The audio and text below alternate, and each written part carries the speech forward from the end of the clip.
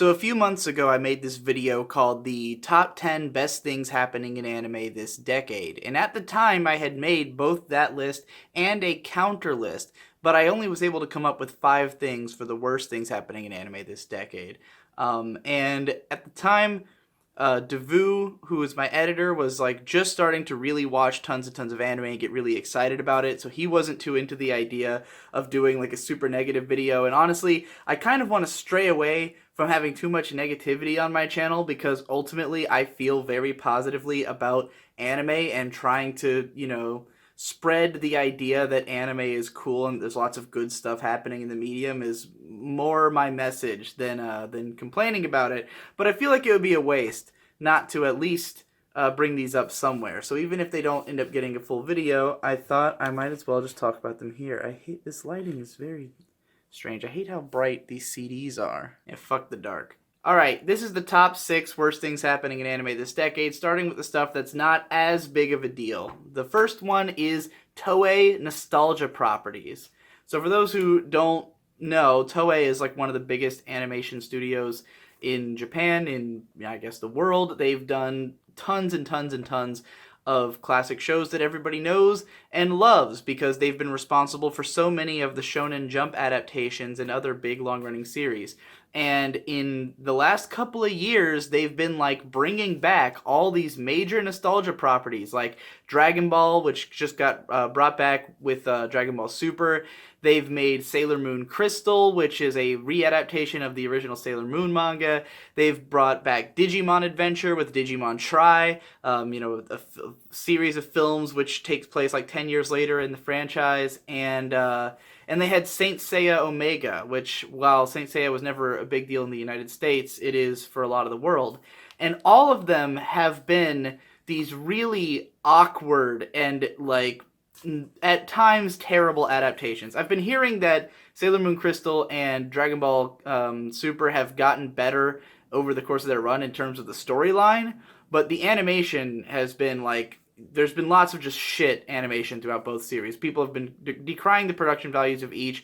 Digimon, I've heard, people going both ways on the quality of the film storyline. I know some people really love them, but the production values are pretty fucking bad. For something that's being released in theaters, especially, it's kind of embarrassing. And Saint Seiya Omega was just like a weird kind of nightmare to watch. I only saw the first episode of it, but it was haunting.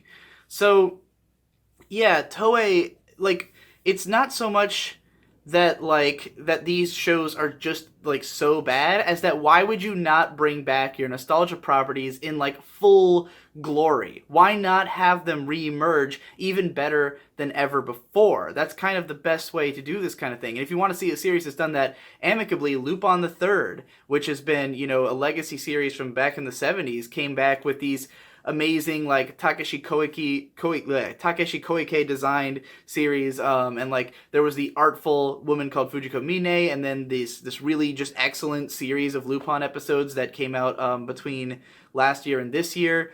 That's what it should be. That's what you should be doing with the Legacy series. Make it bigger and better than ever. Why would they not animate, a new Dragon Ball Z with a level of flair that would have made it take off and be everywhere? If any of the nostalgia properties had been like high budget, high effort endeavors, they would have been like huge worldwide successes, because these are all shows that are really deeply ingrained into the public consciousness. And if people were out there tweeting like, wow, new Dragon Ball Z better than ever, as opposed to, wow, new Dragon Ball kind of looks like shit, they probably would have had a pretty big resurrection of these shows on their hands.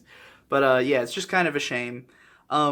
My next one that's not that big a deal is franchises overtaking genres. So there's certain genres of anime that have kind of faded away. One would be the mecha genre, and I know a lot of people are very upset about this who are big mecha fans, that mecha has kind of been just replaced with Gundam. I mean, Gundam was always the biggest mecha franchise anyways. It's been going forever. There's, thousands of fucking incarnations of it. Not literally thousands. I don't know why I went that big. Dozens and dozens of incarnations of it. But now there's like almost nothing else. There's barely any other mecha shows being made, and I mean, even this year we've kind of gotten lucky because we had Kuro Mukuro and Regalia, which both are kind of like weird and maybe not exactly what mecha fans were hoping for. But yeah, the mecha genre has basically just become Gundam. And for what it's worth, Gundam has been great for the last couple of years. But like, it's just kind of a shame to see a whole genre just get condensed into one franchise. And likewise, it doesn't seem like there's as many magical girl shows around anymore. Like I feel like the magical idol show has kind of upended the magical girl show, and it's like we just have Precure now, aside from Sailor Moon Crystal, and like all these adult magical girl shows like Madoka that are like trying to be subversive in some way or another. Precure's like the only magical girl show that's just like a pure kids show that's left. So yeah, it's weird to see these genres just sort of getting condensed into one show. Not that I think necessarily it's ruined the genres or anything, but I think it's a shame to not see them necessarily doing lots of experimentation and going in new directions. They just kind of have condensed themselves into like, well, this one was the best and the most successful, so that's the one that stays alive. All right. So now we're going to get into some stuff that's a little bit more of a big deal. At least this one is for me, which is light novels becoming science.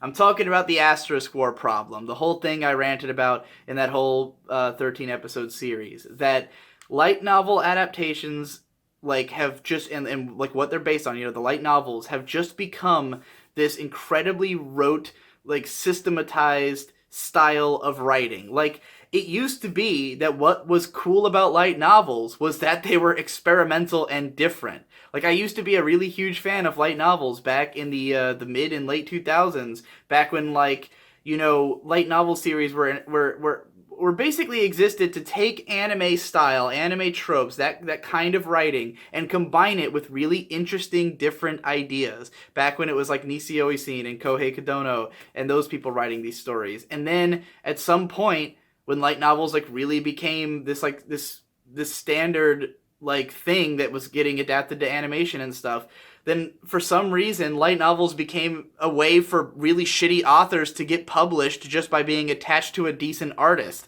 That's like all it is. It's all these incredibly similar generic shitty stories that are written by hacks with no imagination who get some, well-known character designer attached to the series, and then people will want to read it because of the character designs, because of the cute girls with swords. And now we just have this horrible trite formula. And thankfully this year it's been less extreme than it was in the last few years. I feel like after the Asterisk War, it's gotten a little bit slower. We still had like Maso Gakuen HXH and shit like that this year, but like at least it's not as bad as last year where there was literally 3 of these every fucking season. But it just makes me really sad to see that light novels, which used to be so cool, are now like the worst thing. Like when I see light novel next to a show, I'm the most afraid of what I'm gonna get. Whereas I used to be the most excited about what I was gonna get. So that's been a real shame. All right, this next one's a pretty big deal for anime on a worldwide scale, which is copyright and region locking. These are huge issues that are preventing anime from expanding in the way that it should. Copyright, by which I mean constant takedowns of YouTube videos, constant copyright strikes, constant everything. Japan is so fucking protective of its copyrights, and it doesn't make any sense. And I'm not just talking about stuff like my videos where I literally will like write 20 minutes of why this anime is the greatest thing that ever happened, and get all these people to watch the show and then somehow get a copyright strike from the company. Like, I'm literally giving them free advertising and they're striking me. But even just stuff like all anime OPs being so fucking hard to find on YouTube. Like every time someone uploads an anime OP, it gets taken down immediately, and I'm constantly having to search for them. And it's like, anime OPs being on YouTube is like such an easy way to advertise your show and keep it in people's minds, Like, because they're so worried about selling the fucking singles or whatever, or selling the Blu-rays, they're not actually thinking about like what will get people talking about the show, what will make it easier to share. They're not accounting for social media in any kind of intelligent way, And I feel like probably some of the animation studios themselves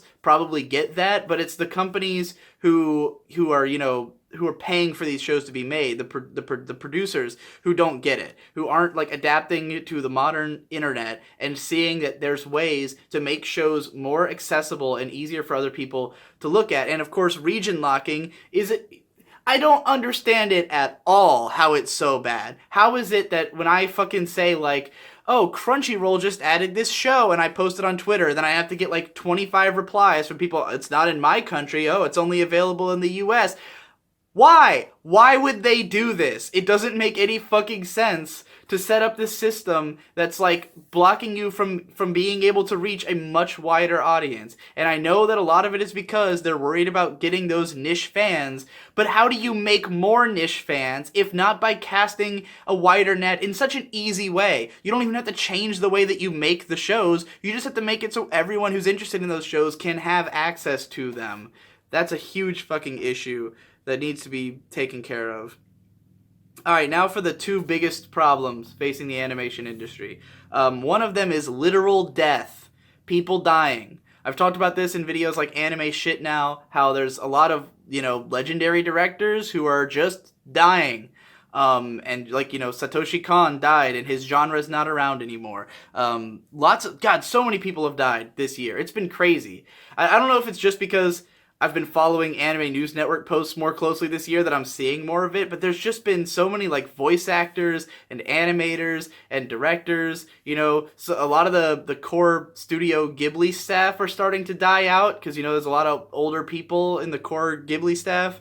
Masao Maruyama's in poor health. A lot of people are either dying or have died in this last year, and we're just losing too many good people, and hopefully we have enough young talent to fill in for them coming into the industry, but sort of remains to be seen.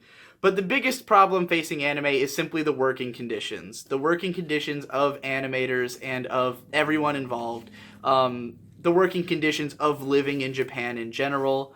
There was just a study out recently that like 20% of Japan's entire workforce are at risk of working themselves literally to death, because in Japan work is all you do. You get a job and then you just work and that's your life. And I really think that aside from the fact that the work culture is so broken as it is, it's also the fact that the animation industry just doesn't pay enough. It does not pay enough for the amount of work that is being done. The work is undervalued, and it's probably because the margins are so small on like profit for anime, because they're making hundreds of anime every year, and each one is only seeking to eke out to get this niche market and get that little bit of money that'll make them be able to just enough to pay off the difference in having made the show, and then with a little bit more, just a little bit of profit, as opposed to making smash hits that that could have more of a worldwide appeal. And the problem is it's too much work to do that. It's too much work to have to constantly crank out shows for any profit,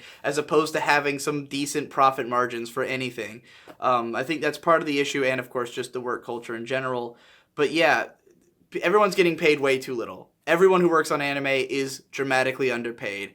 And there needs to be ways for anime to make more money than it's making now, both in terms of reaching more people, reaching a bigger audience, and in terms of giving that audience a better way to pay them. I think that the American market is dramatically undertapped because of the fact that the only way to, pay for anime here is either a subscription service that gives basically nothing to the individual creators, or buying Blu-rays at what would be huge discount prices compared to what they would be in Japan, which means they're not helpful enough. If we just had some, I've said this before, if every studio just had a fucking Patreon, essentially, if I could just give $5 every week to a show that I enjoyed, I think that would be a huge step up in being able to let the international market help to fund shows.